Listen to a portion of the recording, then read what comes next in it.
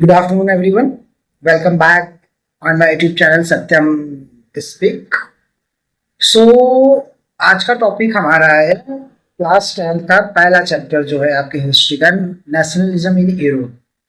So before starting the chapter, you should be know कि what kind of the topic and which topic is important for your board exam. Actually कभी कभी बच्चे करते क्या है कि वो हर चीज पढ़ने में बिजी हो जाते हैं. A to Z बच्चों को जानना है. मतलब वेबसाइट्स है, इतने सारे ट्यूटोरियल्स है, इतने सारे मटेरियल्स अवेलेबल हैं, इतने सारे फैक्ट्स अवेलेबल हैं. बट दो चीज़ें जो बच्चों को करनी चाहिए, स्पेशली क्लास 10th और 12th के बच्चों को या किसी भी एग्जाम के लिए, जहाँ तक हमारे सर टीचर्स ने हमें बताया, जहाँ तक हमने खुद का एक्सपीरियंस है, दो चीज़ें. पहला तो आपको ये पता होना चाहिए कि व्हाट इज इम्पोर्टेंट, और उससे भी ज़्यादा इम्पोर्टेंट ये आपको पता होना चाहिए कि व्हाट इज नॉट इम्पोर्टेंट. अब आप चैप्टर 1 से लेके हिस्ट्री में टोटल आपके 5 चैप्टर हैं. 5 चैप्टर में से जो चौथा चैप्टर है आपका इंडस्ट्रियलाइजेशन, वो तो आपका प्रैक्टिकल बेस्ड है, उसमें से थियोरेटिकल क्वेश्चंस तो आएंगे नहीं. और जो तीसरा चैप्टर है ग्लोबलाइजेशन से रिलेटेड, जो आपके इकोनॉमिक्स के चैप्टर नंबर 3 या 4 से रिलेटेड होता है, क्योंकि मैंने पहले वीडियो में आपको बता दिया था कि हिस्ट्री, ज्योग्राफी, पॉलिटी और इकोनॉमिक्स एक दूसरे से लिंक्ड सब्जेक्ट है. इंटीग्रेटेड करके पढ़ेंगे तो बहुत ही इजिली तरीके से हो जाता है आपका. तो अब जब नेशनलिज्म इन यूरोप पढ़ रहे हैं, तो नेशनलिज्म इन यूरोप से किस बात है कि भाई यूरोप की हिस्ट्री है, तो बच्चों को थोड़ा इंडियन हिस्ट्री के साइड ज्यादा बेंट होते हैं कि नहीं ठीक है इंडिया का हिस्ट्री है, so it is interesting. But just believe on the textbook and believe on the teachers कि world history is also interested. That is not mean कि वर्ल्ड हिस्ट्री है तो आपको पूरा वर्ल्ड के बारे में A to Z जानना है. इंडियन हिस्ट्री में आपको A to Z जानना है विद द क्रोनोलॉजिकल ऑर्डर. क्या हुआ, कैसे हुआ, क्यों हुआ, इसके बाद क्या हुआ.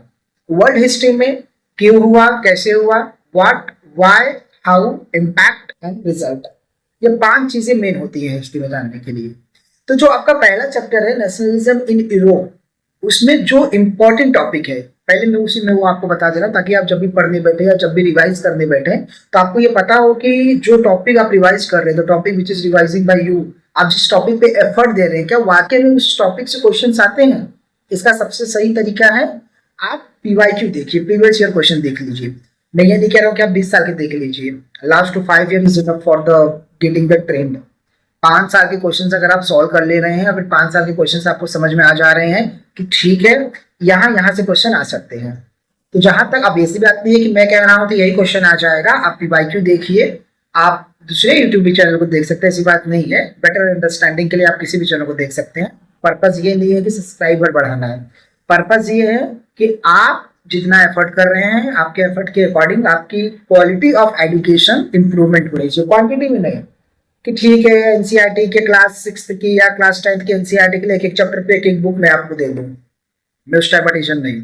मेरा मेन क्लियर रहता है, कॉन्सेप्ट क्लियर करके दे दो, बस बात खत्म. लिखना आपको है, रिप्रेजेंट आपको करना है. But when you will be capable to represent, when you get the knowledge, when you get the conceptual clarity of the knowledge on the topic, जब किसी टॉपिक के बारे में आपको एकदम कॉन्सेप्चुअल क्लियरिटी रहेगी, then you will be capable and you will be able to write anything in the board examination. Why? क्योंकि 80 marks आपको लिख के लाने हैं, वहां आपसे वाइवा नहीं लिया जाएगा. 20 मार्क्स आपका वाइवा, प्रैक्टिकल, प्रोजेक्ट वर्क, जो भी स्कूल के रूल्स रेगुलेशंस होते हैं उसके ऊपर बेस्ड होते हैं. तो if I talk about the important topic from the first chapter of the class 10th history nationalism in Europe, so first topic जो आपका इंपॉर्टेंट बन जाता है वो है आपका what kind of step taken by the French revolutionaries to improvement and spreading the nationalism. French revolutionaries जो थे उन्होंने नेशनलिज्म को स्प्रेड करने के लिए, नेशनलिज्म क्या है, नेशनलिज्म कैसे आया, इसके पीछे क्या फैक्टर थे, we will discuss a later. तो अब जो आपका पहला टॉपिक है कि नेशनलिज्म को स्प्रेड करने में फ्रेंच रिवोल्यूशनरीज के क्या क्या इंपॉर्टेंट रोल थे. सेकेंड टॉपिक आपका बनता है नेपोलियन बोनापार्ट, स्टेटमेंट क्वेश्चन. और एक सबसे इंपॉर्टेंट बात कि जो सर टीचर्स आपको ये कहते हैं कि ठीक है हिस्ट्री में फैक्ट से क्वेश्चन आएंगे, that he was totally wrong, they was wrong. क्यों? क्योंकि आप जब पिछले 5 साल के पेपर देखते हैं तब आपको समझ में आता है कि each and every question will be based on statement. CBSE क्या करता है, एनसीईआरटी से लाइन उठाएगा, लाइन उठा के स्टेटमेंट दे देगा और आगे लिख देगा elaborate, to discuss, give example, argument, whatever statement बनाते हैं उनके हिसाब से बनता है. सो इसलिए आपको रटने से ज्यादा समझने पे ध्यान देना है. आप लाइन बाय लाइन पढ़िए, तो उस लाइन के 2 लाइन के बीच में जो कन्वर्सेशन, जो कम्युनिकेशन हो रहा है, एक्चुअली मोस्ट ऑफ टीचर क्या कहते हैं, देखिए आपके पास भी टेक्स्ट बुक है, आप भी पढ़ लेंगे, हमारे पास भी टेक्स्ट बुक है, तो जब वही टेक्स्ट बुक आपके पास है और वही टेक्स्ट बुक हमें आपको पढ़ाना है, so what is the difference? Difference क्या है? डिफरेंस ये है कि आप लाइन लाइन पढ़ते हैं, हम दो लाइन के बीच का जो कन्वर्सेशन है, दो पहली लाइन दूसरी लाइन से या पहला पैराग्राफ दूसरे पैराग्राफ से कैसे लिंक हो रहा है, उसे कनेक्ट करने का काम एक टीचर करता है। तो उसके लिए आपको मेहनत करने की जरूरत नहीं, उसके लिए मेहनत आपके सर टीचर्स कर रहे हैं। If you are paying a fees then try to utilize. अगर आप पैसा फेंक रहे हैं, स्कूल हो कोचिंग्स हो, उसको यूटिलाइज कीजिए। तो टॉपिक पे आ जाते हैं। पहला टॉपिक हो गया कि व्हाट काइंड ऑफ या what step taken by the French revolutionaries to spreading the nationalism in Europe. Second topic हो गया कि रिफॉर्म बाय द नेपोलियन। अब क्लास 9th के फ्रेंच रिवॉल्यूशन में आपका चैप्टर खत्म होता है नेपोलियन बोनापार्ट पे। 1804 में नेपोलियन बोनापार्ट आया, फ्रांस का किंग बना, फिर उसने बहुत सारे रिफॉर्म किए और 1814 में बैटल ऑफ वाटरलू में नेपोलियन चला जाता है। तो ये दो लाइन खाली आपके क्लास 9th के फ्रेंच रिवॉल्यूशन के लास्ट पैराग्राफ में एज ए कंक्लूजन दे दिया है। अब जिसको क्लास 9th का फ्रेंच रिवॉल्यूशन एकदम अच्छे से समझ में आया होगा, वही बच्चा क्लास 10th के नेशनलिज्म इन इंडिया को पिकअप कर सकता है। एक्चुअली बहुत बार बच्चे गलती क्या करते हैं ना कि क्लास 9th को बहुत हल्के में ले लेते हैं। अरे whatever we will do in class 10th, हम क्लास 10 में देख देंगे, फाड़ के दिखा देंगे, फिर रिजल्ट उनका फाड़ने लायक आ जाता है फिर उनको रिजल्ट फाड़ के फेंकना पड़ता है क्योंकि पेपर तो फाड़ नहीं पाए वो बेचारे।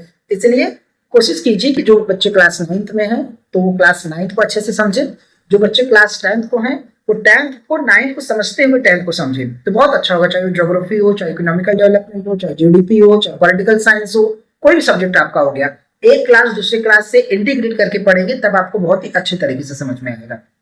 तो पहला topic what kind of step taken by the French revolutionaries to improve या spreading the nationalism. Second, Napoleon reform, very very very most and hot question for the history for the board examination.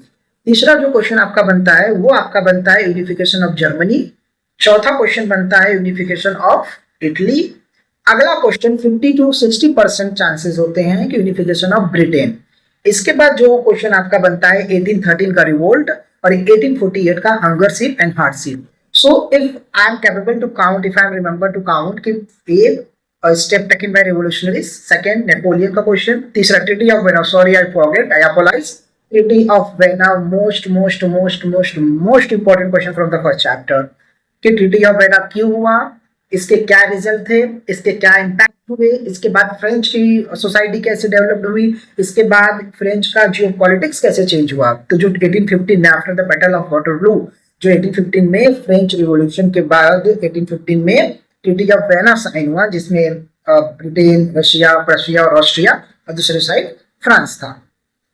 तो treaty of vena, step taken by French revolutionaries, Napoleon Bonaparte, unification of Germany, unification of Italy and Britain, 1813 and 1848 and the Balkan crisis. These 9 topic are the most important topic. अब आप बोलोगे कि sir आपने तो पूरा text book का topic बता दिया। नहीं, गलत। मैंने फ्रेडरिक सारे का टॉपिक नहीं बताया, मैंने कंजर्वेटिव पार्टी नहीं बताया, मैंने लिबरल स्टैंड फॉर अलग अलग मतलब लोगों के लिए क्या था, लिबरलिज्म नेशनलिज्म का मतलब क्या था लोगों के लिए, मैंने वो नहीं बताया। So I skip the too much topic. लेकिन मैं पढ़ाऊंगा, ऐसी बात नहीं मैं नहीं पढ़ाऊंगा, लेकिन क्या पढ़ने से ज्यादा इंपॉर्टेंट होता है क्या नहीं पढ़ना है, इस चीज को समझिए। तो आज मैंने आपको ये बता दिया कि कौन कौन से टॉपिक आपको फर्स्ट चैप्टर से पढ़ने हैं और कौन कौन से टॉपिक इंपॉर्टेंट है। अब ऐसी बात नहीं कि मैंने बोल दिया और आपने विश्वास कर लिया। एक अंतिम बात ध्यान से सुन लीजिए, अगर आपको किसी सर टीचर्स को जज करना है कि दे आर गुड या नॉट इन टीचिंग, तो बस एक क्राइटेरिया अपनाइए। आप जिस कोचिंग में, आप जिस स्कूल में पढ़ते हैं, आप उस सर टीचर्स को जज करना चाहते हैं तो उसका सबसे अच्छा तरीका है कि आप दूसरे स्कूल के पेपर को लाइए और खुद से सॉल्व कीजिए। जैसे लाइक एग्जांपल में ए स्कूल में पढ़ा रहा हूं और ए स्कूल के बच्चे किसी बी स्कूल के बच्चे की पेपर ला रहे हैं एसएसटी के। मैं हम लोग फैकल्टी हिस्ट्री ज्योग्राफी का पॉलिटिकल साइंस के फैकल्टी है तो हम लोग एसएसटी की है। तो अगर मेरा बच्चा, अगर मेरे ए स्कूल का बच्चा बी स्कूल के बच्चे का पेपर लाकर सॉल्व नहीं कर पा रहा है जबकि मैंने पढ़ाया हुआ है, इसका मतलब फॉल्ट मेरे में, गलती मेरे में कि मैंने उस लेवल पे, उस डेप्थ पे जाके बच्चे को नहीं पढ़ाया।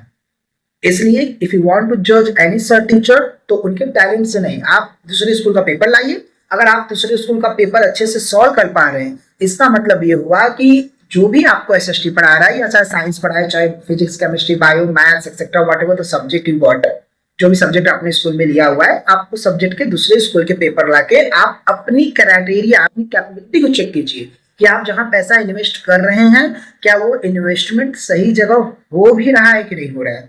इसलिए नेक्स्ट वीडियो में तैयार रहिएगा। स्टार्टिंग 2-3 टॉपिक में आपको फटाफट एक्सप्लेन करूंगा नेक्स्ट टॉपिक में, what kind of reform, second Napoleon Bonaparte and treaty of vena. Next video में मिलते हैं, तब तक पढ़ते रहिए, रिवाइज करते रहिए, बोर्ड एग्जाम के लिए अपने आप को पूरी तरह से डेडिकेटेड रखिए। All the best for your bright future.